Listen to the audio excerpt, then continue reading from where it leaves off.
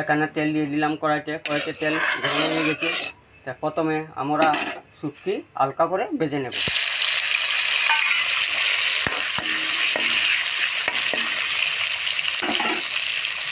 তাহলে আমার শুটকি ভাজা হয়ে গেছে বন্ধুরা। এখন কড়াই থেকে নামিয়ে নেব।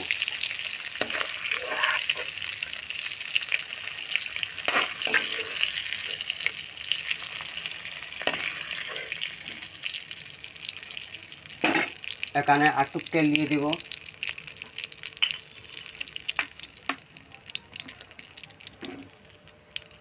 প্রথমে পেঁয়াজ কুচি দিয়ে দেব।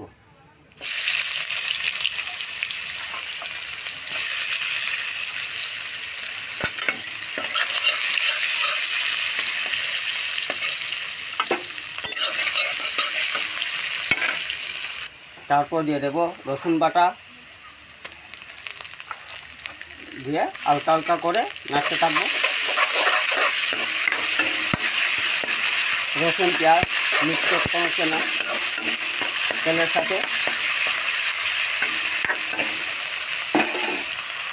তারপর দিয়ে দেব আলু আর বেগুন কেটে রেখেছিলাম ধুয়ে, দিয়ে দিলাম,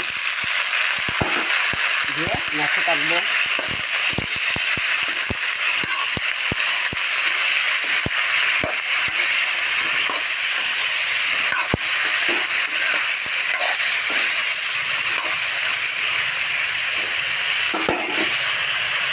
তারপর দিয়ে দেব 4টে কাঁচা লঙ্কা। তারপর দিয়ে দেব হলুদের গুঁড়ো 1.5 চামচ। তারপর দিব ধনিয়া গুঁড়ো 1 চামচ। তারপর দিয়ে দেব জিরা গুঁড়ো 1.5 চামচ মতো দিয়ে দেব। তারপর দিয়ে দেব স্বাদ মতো নুন।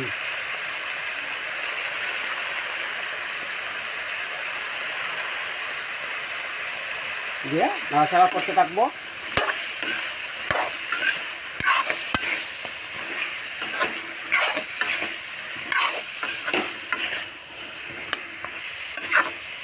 এখন 5 মিনিটের মতো ঢেকে ঢাকিয়ে দেবো।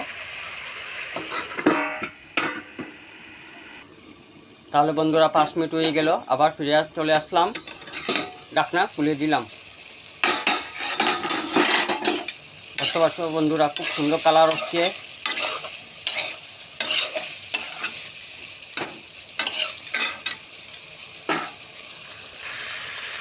এখন পরিমাণ মতো জল দিয়ে দেব।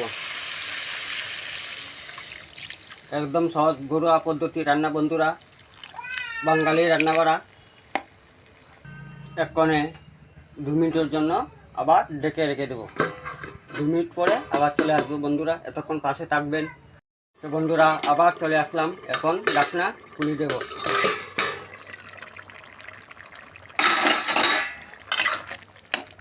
আলু সিদ্ধ হয়ে গেছে বন্ধুরা, দেখতে পাচ্ছ, আর কালারটা খুব সুন্দর হচ্ছে। তাহলে এখন দিয়ে দেব শুটকি ভেজে রেখেছিলাম, দিয়ে দিলাম।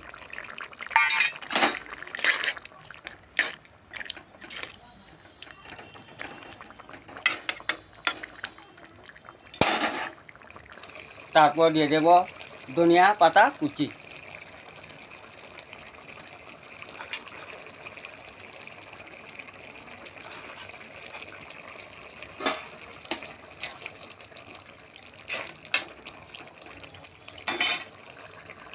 তাহলে বন্ধুরা আমার আলু বেগুন শুটকি দিয়ে রান্না কমপ্লিট। পাশে থাকবেন, ভালো হলে, রান্না ভালো হলে তাহলে লাইক কমেন্ট শেয়ার অবশ্যই করবেন। দেখতে পাচ্ছ বন্ধুরা আলু সিদ্ধ হয়ে গেছে, খুব সুন্দর কালার হচ্ছে বন্ধুরা। সবাই ভালো থাকো, সুস্থ থাকো, সবাইকে নমস্কার, ধন্যবাদ সবাইকে।